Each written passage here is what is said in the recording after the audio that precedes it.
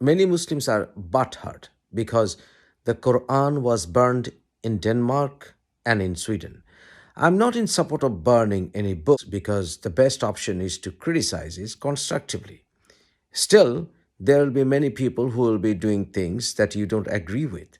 That is freedom of expression. Freedom of expression includes freedom of speech.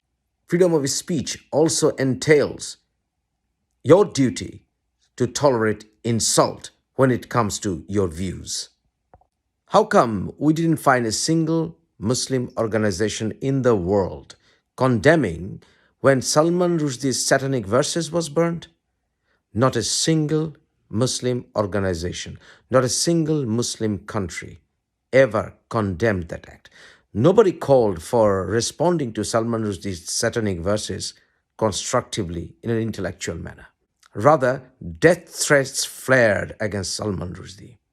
Again, when Salman Rushdie was attacked, stabbed, not a single Muslim organization, not a single Muslim country around the world condemned that. Why?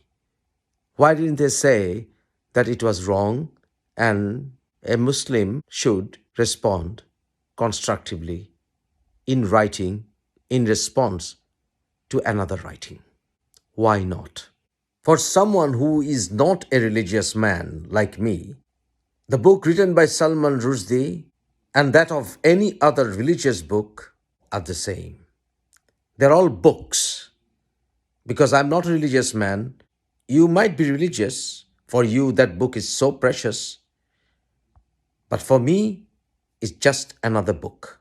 So why do I have to value that book separately? It is nothing more than a book to me. You simply respect that book religiously. Why do I have to give it the same special privilege other than being just a book? In Muslim majority countries, non-Muslim minorities, Hindus, atheists, agnostics, Christians, Buddhists, who do not believe in Allah will have to hear the Azaan, the Islamic call to prayer, 5 times a day. And in each prayer call, they utter Allahu Akbar 6 times. So 6 times multiplied by 5 is 30 times. Non-Muslims, Christians, Jews, Hindus, atheists have to hear Allah is the greatest 30 times a day. So, for example, a Hindu who worships Durga and thinks Durga is the greatest deity that he worships will have to hear 30 times a day Allah is the greatest. Isn't that forceful proselytization of Islamic belief? Isn't it religious oppression? Or what about a Christian who worships God and loves Jesus?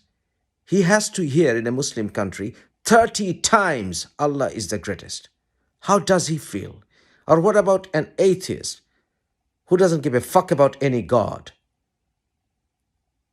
He will have to hear 30 times a day Allah is the greatest.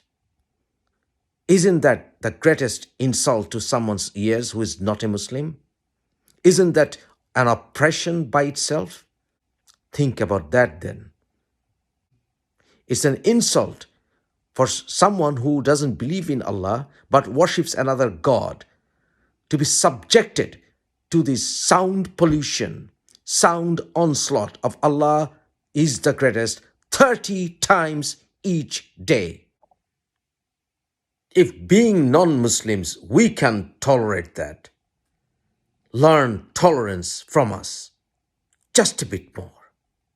Digest that.